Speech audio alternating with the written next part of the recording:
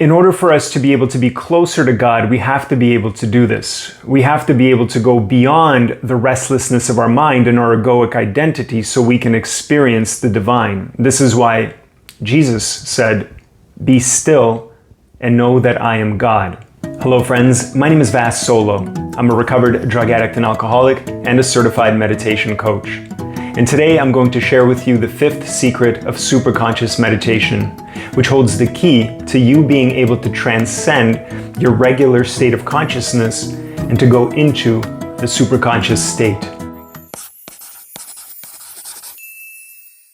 When I was in my early 20s, I read my first spiritual book called The Power of Now, written by Eckhart Tolle. In the book, Eckhart Tolle talks about how who we are is not the personality that we identify with or the thoughts that run through our mind, but we are in fact the presence that observes everything that's happening. And our biggest problem is that instead of realizing that our true essence is that awareness, we become identified with those thoughts and emotions that play on the screen of our awareness. When I read this, I had a shift in my awareness because I realized that if I was my personality or I was my thoughts, how could I be able to actually see them? And so when I had that realization, it caused that little separation of personality and awareness. And then from that point on, I started trying to practice being the presence rather than the personality.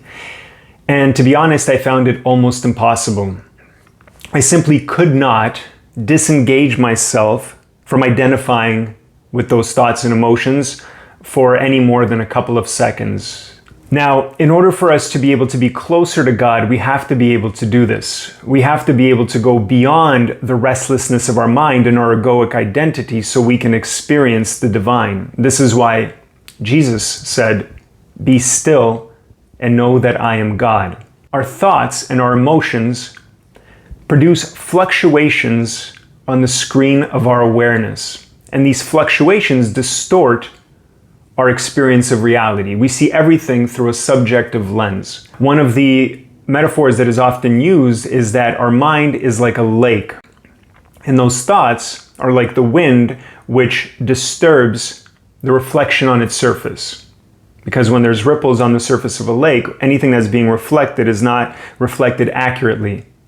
And so what meditation is supposed to help us do is to slow down those thoughts so we can go into perfect stillness where our mind will then accurately reflect the truth.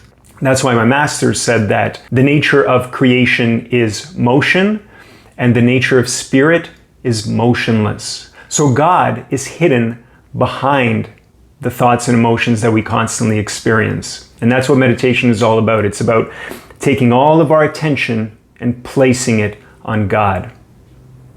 And so the secret to doing so is to have an object of concentration. See, because when we ask the mind to concentrate on one thing, it immediately stops thinking about everything else. Now, this does take some practice because concentration is just like a muscle. You may be concentrating on one thing and all of a sudden, because the mind has a habit of being distracted and going from thought to thought to thought, it's just going to jump to somewhere else. And then our job in our meditation is to notice that it's distracted and to use our willpower to bring it back to that object of concentration. Through concentration, we bring it into focus, and then with that ray of focus, we turn our attention to God. And that's how we ascend into a different state of consciousness.